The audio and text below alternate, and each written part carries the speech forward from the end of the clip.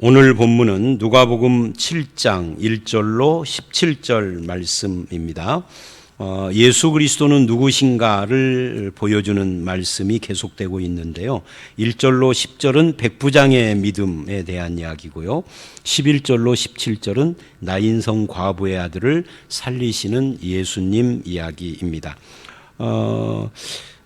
이게 하나님의 아들 예수여라고 하는 그런 말씀들이 누가복음 7장부터 8장에 계속되는데 저가 누구이기에 라는 말과 함께 계속해서 초점이 예수가 누군가를 보여주고자 하는 그런 기록의 목적을 가지고 있는 겁니다. 백부장의 믿음이나 나인성 과부의 아들을 살리는 예수님의 모습에서도 초점은 살리고 고치는 것이 아니라 예수가 누구냐예요.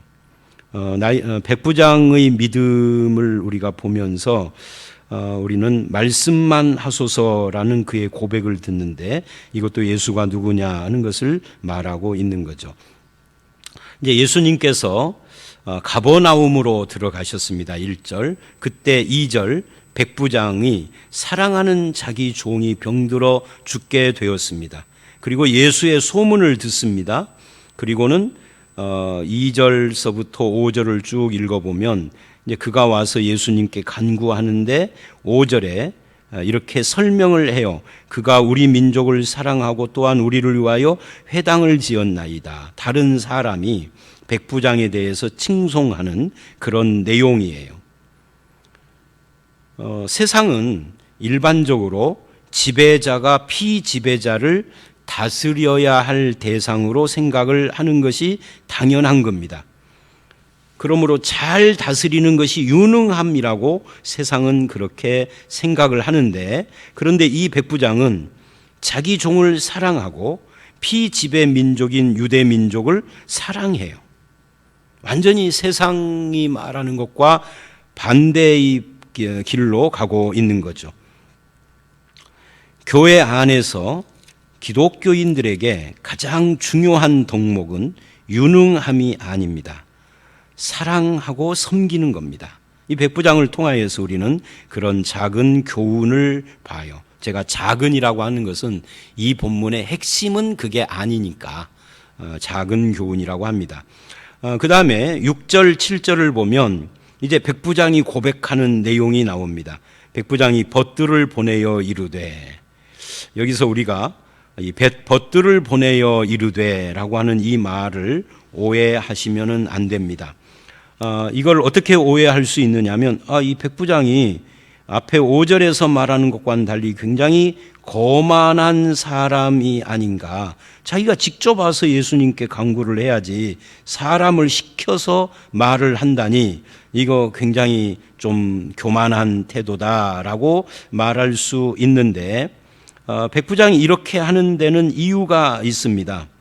이 백부장이 이스라엘 사람들의 그 율법과 사회 관습과 특성을 아주 잘 이해한다 하는 것을 보여주는 거예요. 이스라엘 사람들은 이방인의 집에 들어가는 것을 불법으로 금하고, 심지어 이방인들과 함께 먹을 수도 없고 이방인과 함께 대화하는 것조차도 꺼려하는 그런 민족이었습니다. 이런 걸 잘 알기 때문에 자기가 직접 가기보다 벗을 보내서, 아마 이 벗들은 유대인일 것 같아요. 주여 수고하지 마소서, 내 집에 들어오심을 나는 감당하지. 그러니까 우리 집에 오지 말라 이 말은 냉찬 그런 이야기가 아니라 그 이스라엘에서 이방인을 어떻게 생각하는지를 알고 배려하는 거죠. 예수의 입장을 이해하고 배려하는 겁니다. 이스라엘의 이방인에 대한 편견이 그만큼 지독했었다 하는 것을 보여주기도 해요. 사도행전 10장의 고넬료 사건을 보면은 그런 것이 잘 나와 있죠. 베드로조차도 오순절 이후인데도 이방인을 만나는 것을 굉장히 꺼리게 생각을 해요. 그러나 고넬료를 만나고 온 뒤에 확 바뀌죠. 그만큼 지독했었다는 것을 보여주고 있는 겁니다. 그러자 예수님께서 이 백부장을 이해하고 이제 그런 태도를 받아들이죠. 근데 이 백부장이 예수님을 어떻게 이해했는가 하는 것이 그 다음에 나옵니다. 어떻게 이야기를 하느냐면 7절에 내가 죽게 나아가기도 감당하지 못할 줄을 알았나이다. 여기서 내가 죽게 나아가기도 감당하지 못할 줄이라는 말도 바로 그렇게 앞에 내 집에 들어오심을 감당하지 못하겠습니다 하는 말과 비슷한 의미라고 할 수가 있습니다. 이 배려예요. 교만이 아닙니다. 대신에 말씀만 하셔서 낫게 하소서. 이게 이제 핵심입니다. 말씀만 하셔도 나을 수 있습니다. 왜 그러느냐? 8절에 그것을 설명을 하죠. 나도 남의 수하에 든 사람이요 내 아래에도 병사가 있으니 아랫사람에게 내가 이리 가라 하면은 가고 저리 가라 하면은 오고 그렇습니다. 그러니 내 정도로 이것을 하라 하면 하고 그러니 예수님도 말씀만 하면 됩니다. 그러니까 예수님이 이걸 놀랍게 여겼어요. 그 말을 듣고 말하자면 백부장은 예수님을 어떻게 이해하고 믿었느냐 하면 말씀만 해도 질병이 순종한다 이렇게 믿은 거예요. 여러분 질병이 사람이 순종하는 것이 아니라 질병이 사람처럼 순종한다는 이 질병이 비인격적 존재인데 이렇게 믿었다라는 것이 예수님을 놀랍게 만드신 거예요. 누가복음 4장부터 5장의 예수님의 모습이 명령하는 분이었는데 그것을 최초로 믿고 실천한 사람이 유대인이 아니라 이방인 백부장이었다는 것도 놀라운 거예요.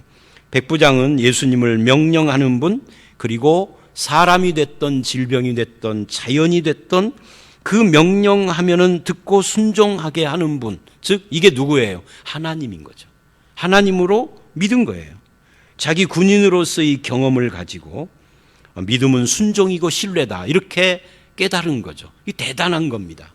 그래서 이걸 보면은 백부장을 보면 우리 인생의 경험을 어떻게 해석하느냐에 따라서 이것이 우리 신앙생활에 큰 유익을 주기도 하고 해를 끼치기도 해요.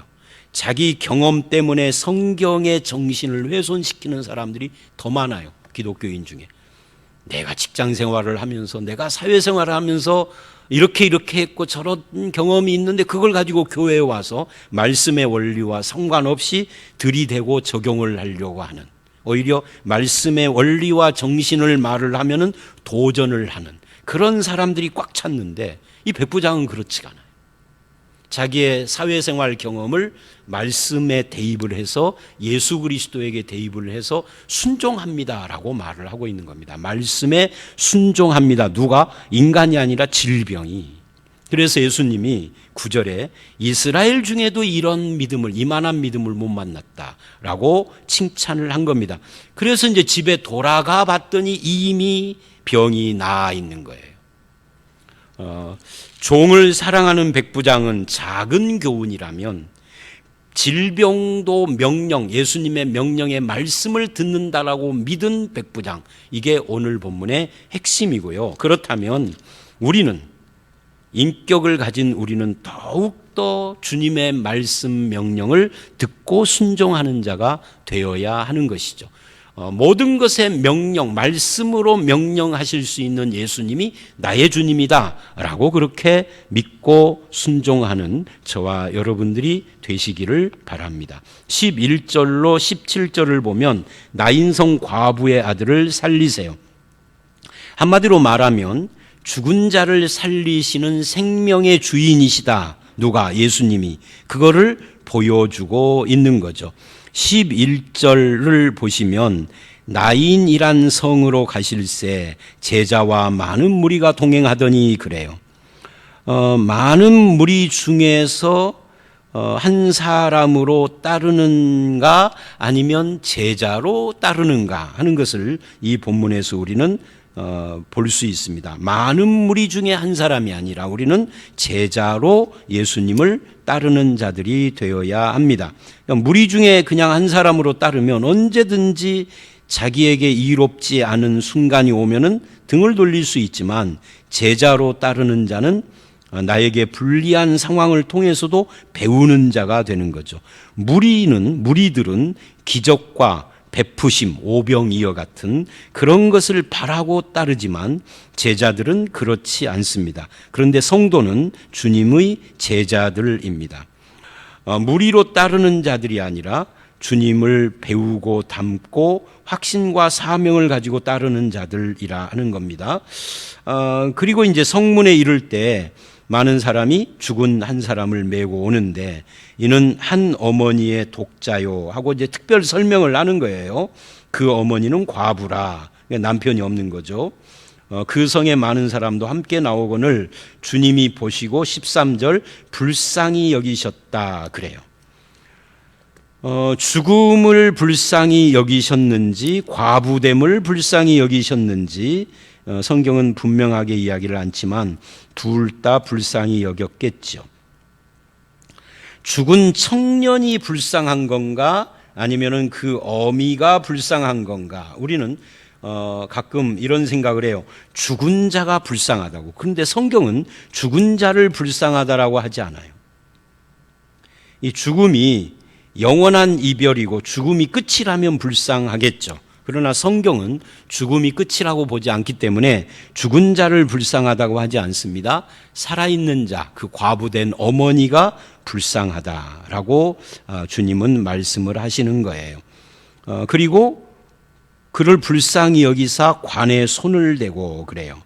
이 관에 손을 댔다 이것도 앞에서 우리가 본 것처럼 그렇게 그 이방인들과 접촉하는 것이 부정인 것처럼 죽은 시체나 관이나 무덤에 접촉하는 것이 부정인데 예수님은 그런 것을 아랑곳하지 않았다.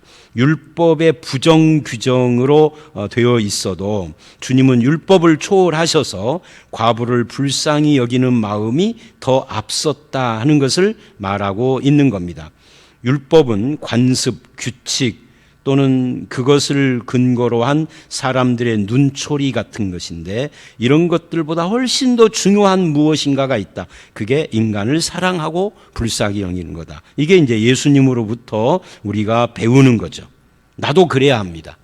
규정에 묶여서 인간을 사랑하지 못한다든지 긍휼과 베품과 섬김과 인애와 이런 것들이 없는 인생 살아가는 것은 아무리 종교적으로 훌륭해도 하나님께 칭찬받는 사람이 될 수가 없는 겁니다.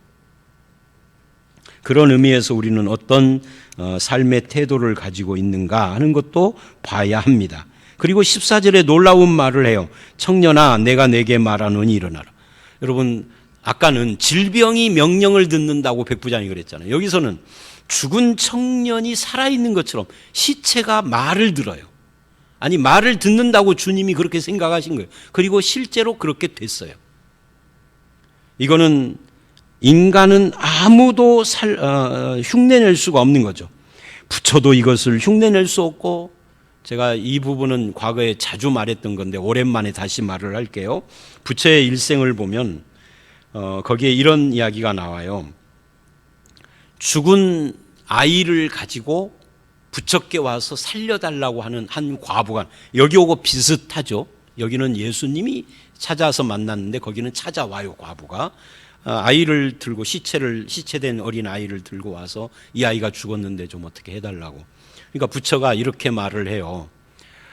산 아래 동네에 가서 3대째 죽음이 없는 집에서 쌀을 한 대 얻어오면 살려주겠다. 그러니까 이 어미가 희망을 품고 아랫마을로 가서 집집마다 돌아다니며 3대째 죽음이 없는 집을 찾아요. 있었을까요? 없었을까요? 없죠. 요즘처럼 수명이 긴 시대는 3대가 함께 살기도 하지만 그 2500년 전 그 시대로는 그게 불가능했던 모양이죠. 아무리 찾아도 한 집도 3대째 죽음이 없는 집이 없어. 그래서 절망을 안고 부처께 다시 돌아와요. 저녁 때. 부처가 물어봐요. 어땠느냐 그랬더니 아무도 3대째 죽음이 없는 집은 아무도 없습니다. 부처가 그러니 너도 죽음을 받아들여라 하고 끝내버려요. 아주 고상하게 정말 뭔가가 깊이 있는 철학적 뭔가가 있는 우리 전라도 말로 있는 데끼 말을 했는데 예수를 믿는 우리 입장에서 보면은 정말 허무한 거죠. 허망한 거죠. 그러니까 부처도 스스로 죽은 자를 살릴 수는 없다라는 걸 알고 있는 거예요. 그래서 말장난한 거죠. 그냥 받아들여라 하는 말을. 그냥 그 자리에서 받아들여라 하면 안 받아들이니까 3대째 죽음이 없는 집 이런 거예요. 공자, 무슨 소크라테스, 마호메트는 말할 것도 없고, 마호메트는 사람을 죽인 자니까 한두 명도 아니고 수만을 죽인 사람이니까 그건 말할 것도 없는 거고. 그러니까 죽은 자가 소리를 듣고 말을 듣고 명령을 듣고 일어난다. 이거는 이 세상 인류 역사에 예수 그리스도 이외에는 그 누구도 어느 누구도 할 수 없는 것이고, 예수를 믿어 성령의 은사를 충만히 받은 사람도 할 수 없는 겁니다. 가끔 보면은 죽은 자를 은사받은 자가 살려내는 것처럼 말하는 이 사기꾼 같은 사람들이 있기는 있어요. 근데 그런 건 없는 겁니다. 예수 그리스도만. 혹시 그런 일이 있다면 그 사람의 능력이 아니라 그 안에 있는 예수 그리스도의 능력일 뿐인 거죠. 그래서 예수 그리스도는 죽은 자를 살리는 정도가 아니라 시체가 말을 알아듣는 그런 분이에요. 그래서 요한복음 11장에 죽은 나사로나 야이로의 딸 같은 경우도 여기에 해당되는데, 요한복음 11장을 보면 나는 부활이요 생명이니 나를 믿는 자는 죽어도 살겠고 이렇게 말씀을 하신 겁니다. 근데 누가복음에서는 부활이요 생명이다라는 말보다도 긍휼을 베푸시는, 불쌍히 여기시는 주님의 성품이 이 아이를 살렸다 그렇게 말을 해요. 요한복음은 신성을 강조하기 때문에 부활이요 생명이다 그러는데, 누가복음은 예수님의 인애를 강조하는 복음이기 때문에 불쌍히 여기고 긍휼히 여기심을 강조하고 있는 겁니다. 그래서 16절에 오늘 말씀의 결론이에요. 모든 사람이 두려워하며 하나님께 영광을 돌려 큰 선지자가 우리 가운데 일어나셨다. 하나님이 자기 백성을 돌보셨다 하더라. 하나님 백성을 돌보셨다. 이게 긍휼 이야기인 거죠. 13절에 불쌍히 여기셨다 하는 것과 맞닿아 있는 표현이라고 할 수가 있습니다. 그런데 이들이 간과한 것이 있어요. 이렇게 죽은 자를 말씀 한마디로 살리고 일으키는 것은 선지자, 그것도 큰 선지자가 할 수 있는 것이 아니다라는 것을 이들은 모르고 있는 겁니다. 아니, 인정하지 않고 있는 겁니다. 죽은 자를 살리는 것은 선지자가 아니라 하나님만 하시는 거예요. 그래서 이들은 놀라고 두려워하고 있는데, 누가복음에 이 놀라고 두려움이 자주 나와요. 그러면서 그가 누군가를 계속 질문을 하는데 잘못된 대답을 가지고 있는 거예요. 하나님이 자기 백성을 돌보신 결과라는 것은 분명히 했는데, 큰 선지자라고 하는 것은 엉뚱하게 간 거죠. 큰 선지자가 아니라 하나님이시다라고 고백을 해야 확실한 것이죠. 그런데 아직 거기까지는 가지 못한 겁니다. 그래서 앞에 말씀 1절로 10절에 나오는 백부장이 고백한 것이 굉장히 중요한 고백이 되는 겁니다. 자, 오늘 이 두 가지 사건을 통하여서 우리는 우리 스스로에게 질문을 하고 대답을 해야 합니다. 내가 믿는 예수님은 누구신가? 일단 하나님이십니다. 예수가 하나님이세요. 성현이 아니에요. 선지자도 아니에요. 그 다음에 하나님이시기 때문에 그분의 말씀은 인격체들은 물론이고 동물도 그분의 말씀에 순종하고, 심지어 비인격체고 무생물인 질병도 말씀에 순종을 하고, 심지어 죽은 자도 말씀을 듣고 순종을 합니다. 그런 하나님을 나의 하나님, 나의 주님이라고 믿는 우리입니다. 우리도 그런 믿음으로 살아야 할 것을 이 본문은 우리에게 도전을 하고 있죠. 저와 여러분이 믿는 예수 그리스도가 말씀으로 역사하시는 하나님이시다 하는 것을 믿고 그 말씀을 붙들고 의지하며, 또 우리를 긍휼히 여기고 불쌍히 여기시는 주님의 마음을 믿고 의지하며 살아가는 저와 여러분들이 되시기를 주의 이름으로 축원합니다. 함께 기도하겠습니다. 하나님 아버지, 이방인 백부장의 고백을 통하여서 질병도 그 명령의 말씀을 듣는다라고 말씀만 하소서라고 했던 주님을 만났습니다. 우리도 주님의 말씀에 순종하는 자가 되게 하시고 또 죽은 자에게도 명령하시니 그 말을 듣는 모습을 통해서 주님이, 내가 믿는 주님이 하나님이시고 그 하나님이 우리를 얼마나 불쌍히 여기시는지를 깨닫습니다. 우리도 이 긍휼히 여기는 사랑과 인애와 그런 그 자비로운 마음을 예수님처럼 품고 살게 하시며 주의 말씀을 순종하는 삶을 살아가는 저희가 되게 해 주시옵소서. 예수님 이름으로 기도하여 싸움나이다. 아멘.